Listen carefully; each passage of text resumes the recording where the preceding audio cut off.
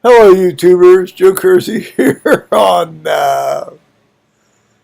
September 11th, 2018 at 16:30 in the afternoon Eastern Time, U.S.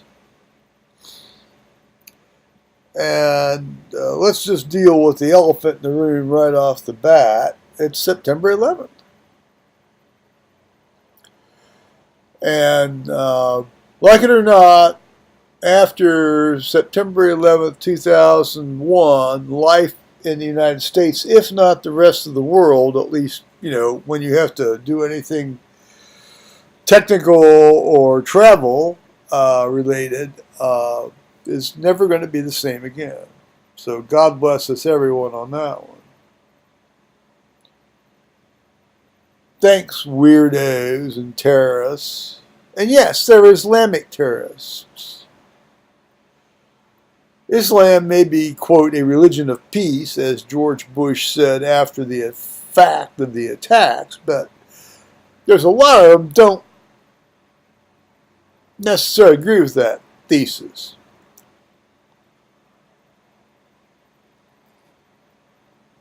I've met and worked with a number of Muslims, and yes, some of them were quite peaceful. Some of them were quite duplicitous. Some of them were quite backstabbing. But again, I could say the same thing about, so-called Christian people I worked with. I will urge everybody who's interested in any sort of theological basis on, if there's a theological basis to this kind of activity, to read the Koran. It's an easy read. It's a fast read. Get an English translation. That's a decent English translation. Here, let me show you mine. I'm going to step away for a minute.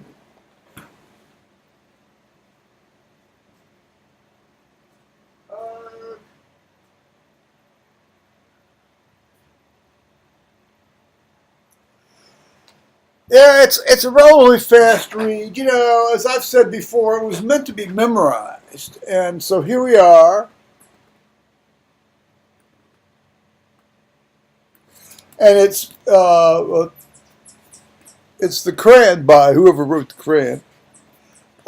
Translated with notes by N.J. Dawood, D-A-W-O-O-D. Penguin Books. And it was first published in 1956, and then reprinted with minor revisions 1999. Yeah, it's a fast read. It really is, and and it's these are all like what would be equivalent to chapters of a Bible. They call them surahs, and. It's very repetitive. It was meant to be memorized, so it's repetitive. And I would really recommend this. It's very affordable. Because if you're going to really discuss the Koran intelligently, at least you ought to read the damn thing. As I've said in previous things I've put up here on YouTube, I mean there's a lot of stuff that is sort of like low-grade parallel to Abrahamic stuff in the Bible, and then, and of course, it's the first ones are longer, then it gets shorter and shorter and shorter and shorter and shorter, and excuse me.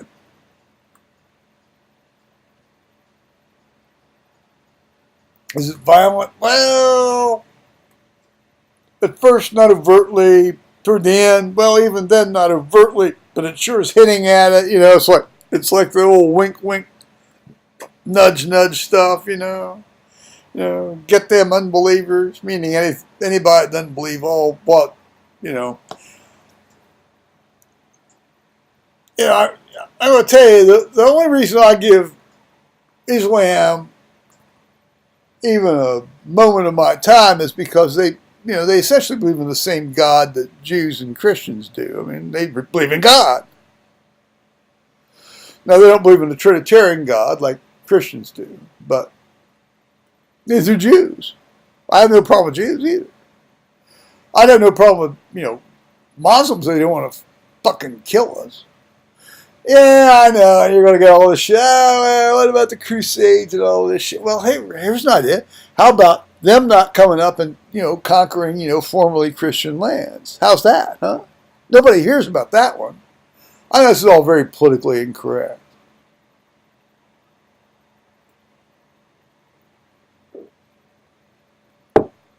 So, before I get to the final stuff I really want to talk about, which is actually 9/11 and the attacks, I may as well just dispatch with this one. Read Samuel Huntigdon's book, Clash of Civilizations. Now, interestingly, he published this in 1993. This was a very prescient book. He was accused of being a racist and this and that. And, oh, it's terrible and all. No, but he basically said Islam and the formerly, Christian, i.e., which basically means formerly Christian Western nations, are going to have a clash of civilizations. Guess what's happening?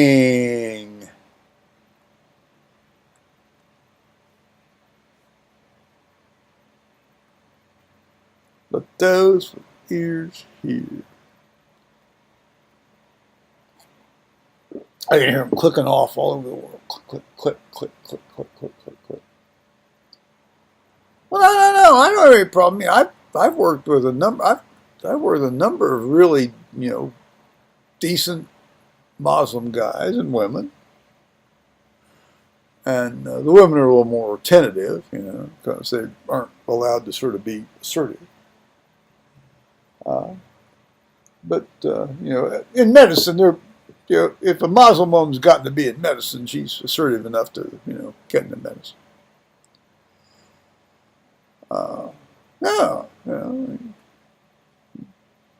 Again, like I said, some have been real. There was one real asshole guy in my anesthesia department there at Grant Hospital, but he was a lowlife.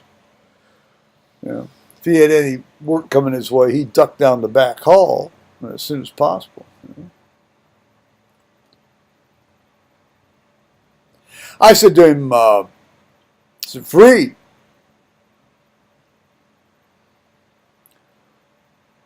Once you've made your first $250,000 for the year, what's it matter how much more you make? Oh, it matters a lot,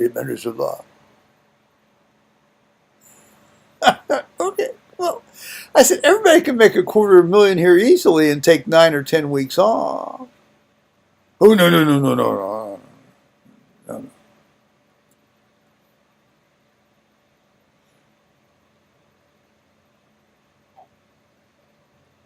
Yeah, and I actually asked him flat out one day. I said, Freed, is it okay to lie to non-believers? Oh, yes. I can lie to you right now. I said, well, I know you do, because I know when you're lying to me. That was when I said, I know, I can tell exactly when you're lying. I said, and you consider that morally okay and ethically? Oh, yes. You're a non-believer. Well, I said, I believe, but not in what you believe. At least he was being honest about it. Well, see, that's what gets people killed in towers that people have flown planes into, isn't it? That kind of certainty. It's okay to be certain, but it's not okay to impose that certainty on other people. Oh, I suppose in any sort of legal system, even to have sort of like a legal system that imposes minimal order, you're imposing that certainty on people, aren't you?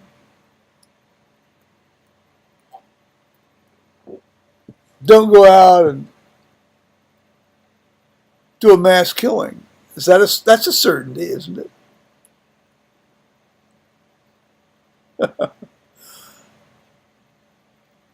How about don't go out and kill more than 20 people at a time? And I think, Yeah. No, see, I mean, we can get into reductio absurdums after reductio absurdums here. You know, I mean, that's.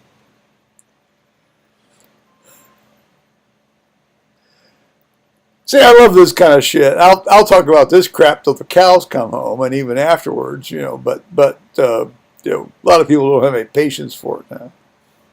Or they think, oh, you're advocating. I'm not advocating anything. I'm just saying I'm advocating thinking. I'm advocating critical thought. You know.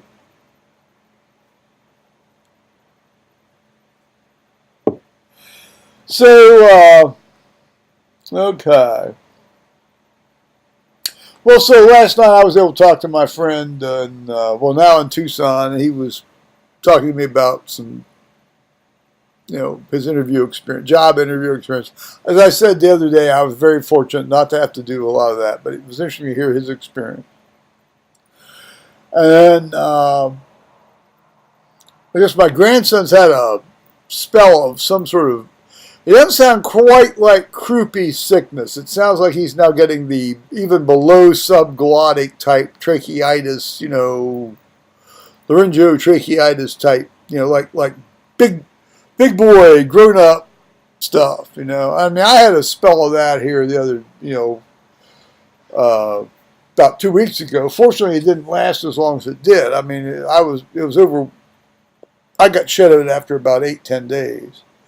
Usually it lasts about 6 weeks for me.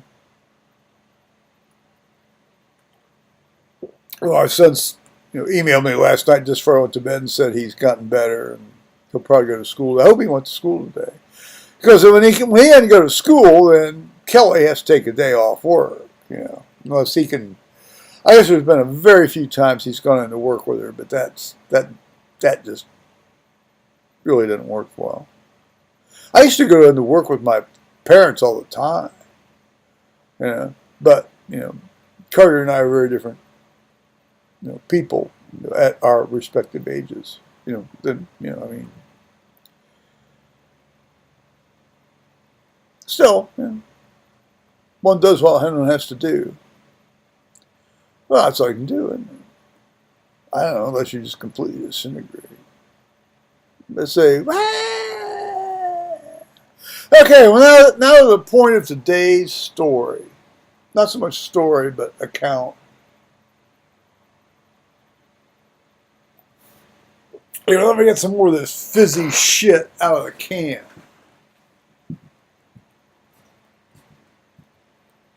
Oh, fair enough. Oh, that would be good, Jerry. Tighten up bucks on that one. All right. Thanks, Mother's Mitochondria. My mother had, well, I'm not going to go into that one right now. So, you know, it's interesting about the 9/11 thing because my habit generally is to wake up fairly early. You know, you're between 5:30 and 7 most days. And this was in 2001. Even then it was, and it still is today for that matter. And was, well, of course, when I was working, I had to wake up at 4:30 because that's when I had to get up to get ready to go to work. So, excuse me. So I got up. Actually, I slept in that day, which is really odd. Because you know, it wasn't like I'd had a big night the night before, you know, and I just loathe this belching crap. So you'll have to put up with it, folks.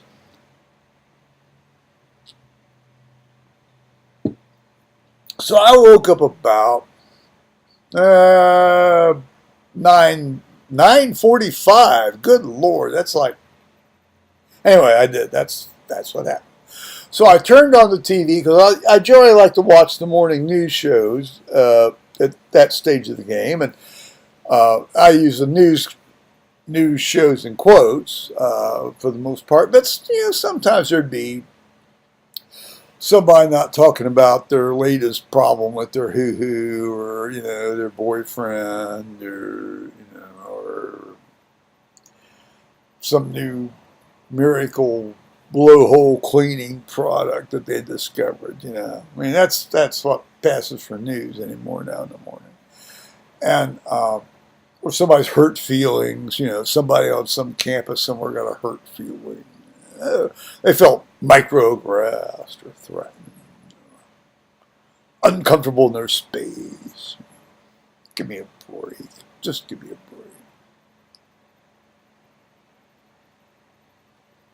break. So, so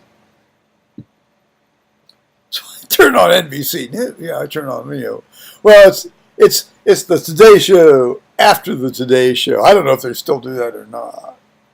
Anyway, so it was they were showing the North Tower on fire. I don't know what the hell is going on, And then then they're talking about the president sent out an order to ground all aircraft coming in anywhere near the United States. All this other stuff. So I called Faith. I called my ex-wife. Now you got to understand, Faith, basically was one of these hair trigger people that didn't like to be bothered anywhere, early in the morning. And, basically before like 1 in the afternoon, 1300 in the afternoon. She didn't like to be bothered. Now she might get up around 11:30, maybe.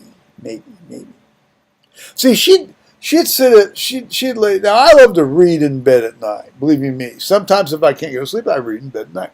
She would deliberately do it till some god awful late time. And she wouldn't be reading a real book. She'd be reading like these quote mysteries. I can't imagine how many of those bastards Thomas had to have thrown out after she died. Because she was an inveterate buyer. She'd go over to Kmart or Gold Circle and buy these things off the cheap table. I mean, these weren't even good. These were like ones people didn't want to read. I mean, it's like.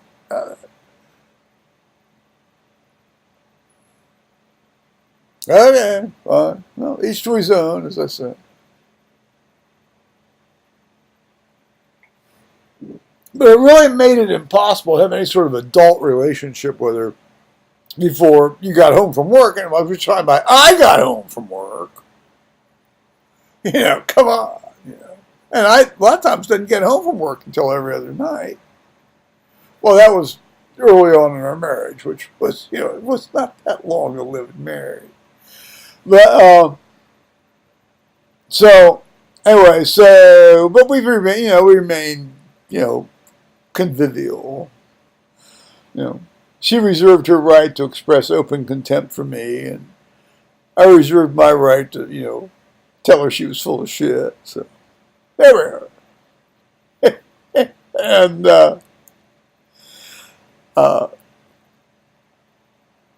I said, look, now you're gonna, you'll understand once you turn on TV. And of course, she saw it by that time when she turned on the TV. She saw just in time to see the second plane hit the South Tower. And of course, she was like, you get of course, I had to turn, I couldn't really turn down the phone listening to her, but I could hold it out here, and then, of course, she saw people jumping off the North Tower. She said, "Hey, they're jumping off the North Tower!" Well, yes, I should imagine they are. I mean, come on. Well, then about 15, 20 minutes, 30 minutes later, then the South Tower fell down. And then, of course, the North Tower fell down shortly thereafter. And, of course, after that, all hell had broken loose anyway, but it was. But the point of all this is that this is how I experienced it.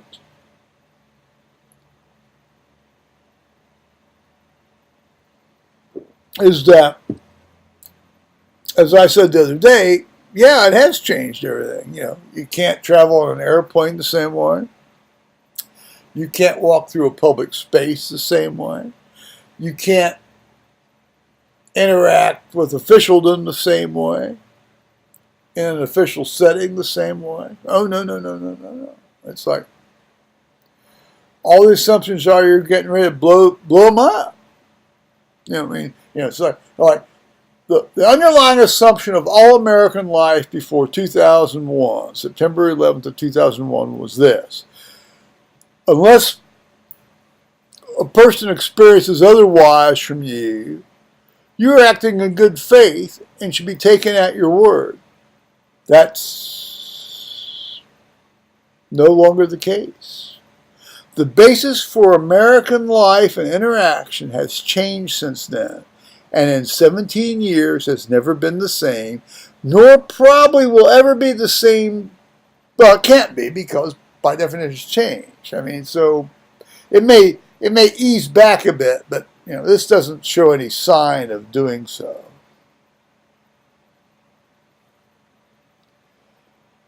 And it's a shame. It's a loss, you know. Well, it was very much like the attitude and the atmosphere at Ohio State University after all of the demonstrations in 1971. You know, they said they were against the Vietnam War. They weren't against the Vietnam War. They were just a bunch of agitators coming in to raise hell at the university, and you know, they caused the university to shut down for 3 weeks. In spring quarter of 1971, and you know, after that, you know, you couldn't go into a building without a pass. You couldn't go into a building without a key. You couldn't do shit up there at that school. And it used to be so free and open. It was so wonderful and it was great. You know, no, you can't do that now. You couldn't do that now. You know, this is a writ large analogy of what happened in 1971 at Ohio State.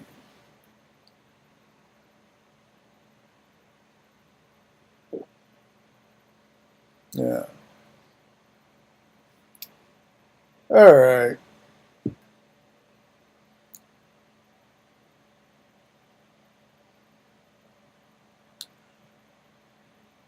I guess I'm going to say